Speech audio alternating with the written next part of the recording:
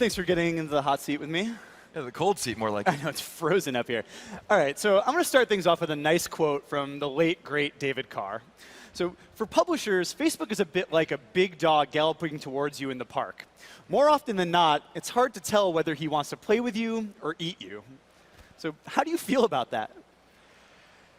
Yeah, I mean, Carr at the time was talking, I think, about instant articles and the work we were doing there. And the core of instant articles is the same as what you're seeing a lot with the conversation around ad blocking, the conversation around what Google and Twitter are working on is user experience. What we saw was a behavior on Facebook where people are in the app, they want to see news, they're clicking through to see the news, and it's taking 8 seconds to load. And 8 seconds doesn't seem like a lot, but if you're waiting for content, it's actually quite a bit. I think that was probably 4 seconds. I couldn't even do it. And so what we were seeing was a really bad user experience here. And so fundamentally, what we're trying to do is work with publishers to give them a way to deliver their content and a great user experience. And by the way, ads that allow them to get paid for the content they create. Yeah, I know that Facebook's always been in this sort of bizarre love quadrangle between itself, advertisers, content producers, and users. But users have always kind of been bae. They're the ones that get prioritized. But it's kind of scary for publishers. I mean, publishers need repeat loyal visitors or paid subscribers to be able to make the money to survive. How do they forge a strong enough relationship to do that through instant articles? Well, probably no mistake that I'm working on the business side, but I think incentive alignment is the real key here. I mean, does everyone really want the same thing?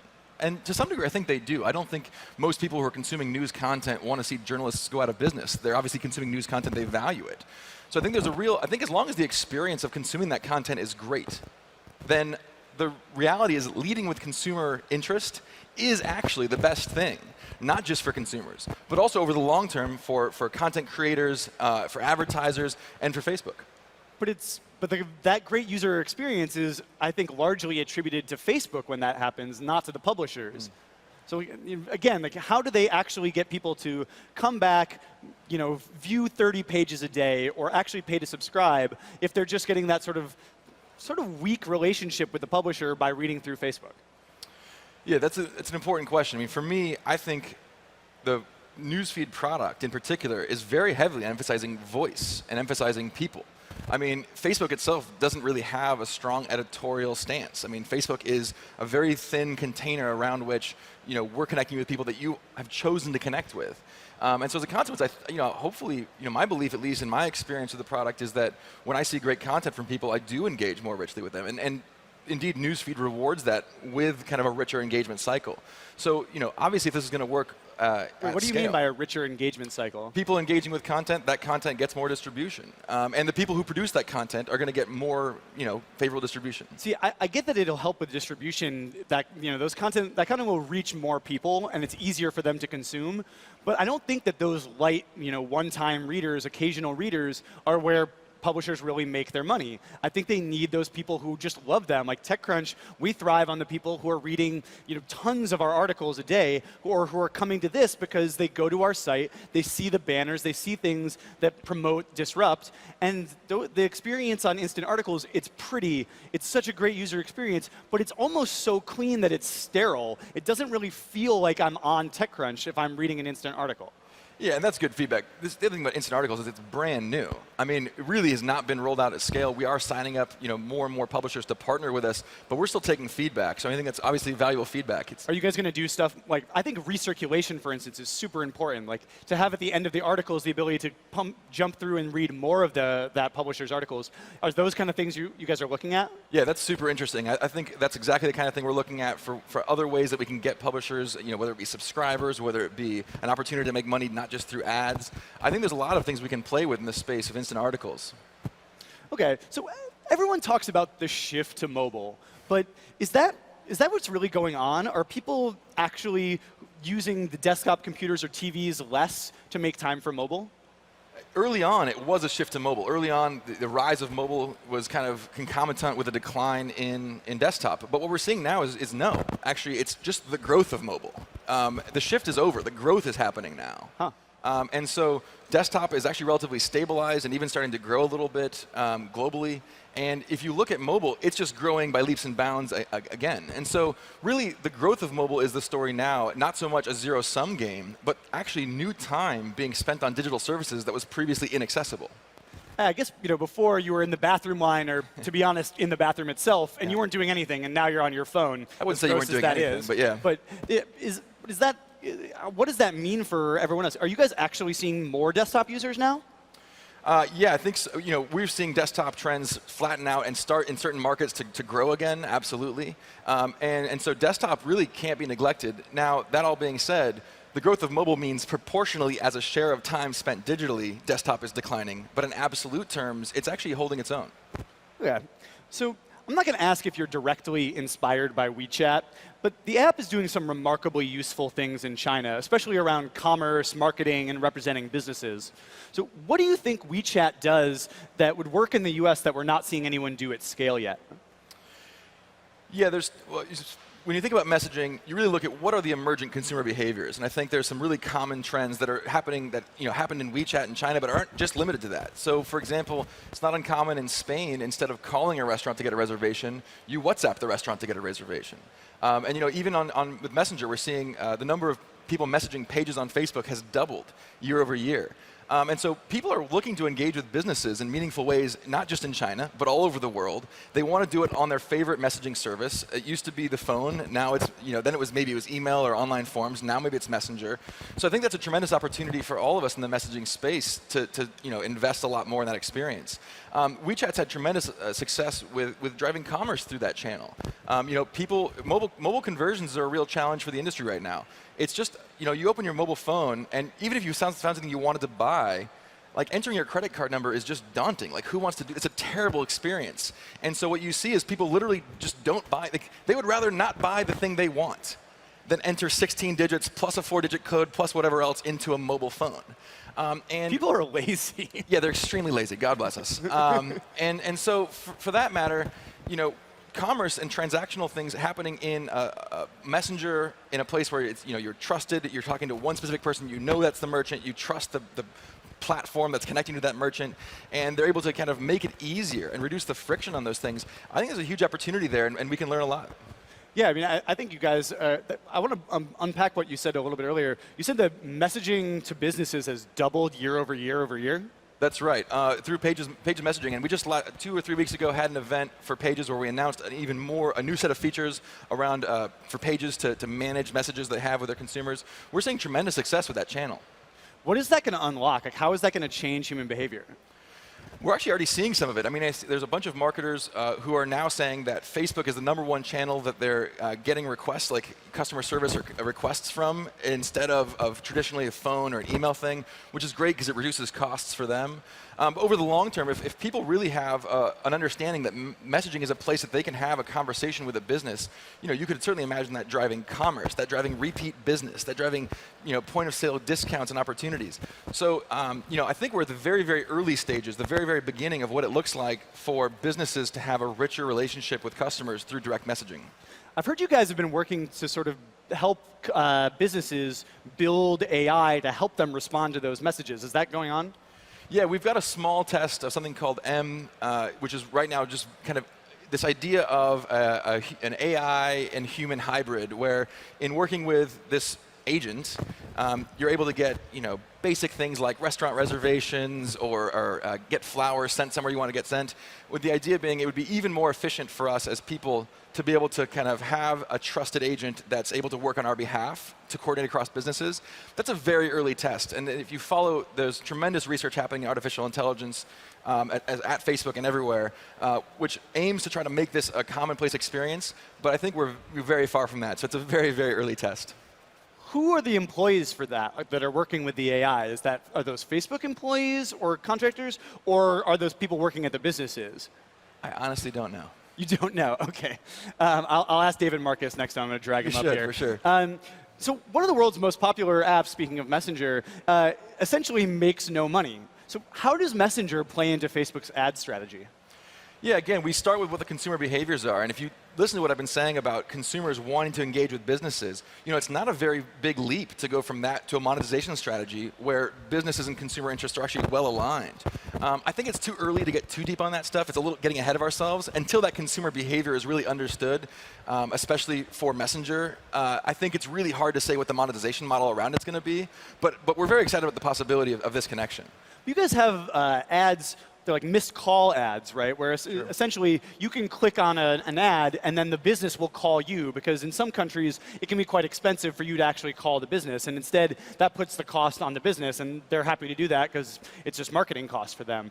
Wouldn't it make sense for Facebook to offer ads which would trigger M requests eventually, or those same messages to pages that we were talking about earlier? Funny you should mention that. We do actually have ads that we're working on for doing, click to message a business. Click to message is a huge part of a larger strategy we have around pages for calls to action.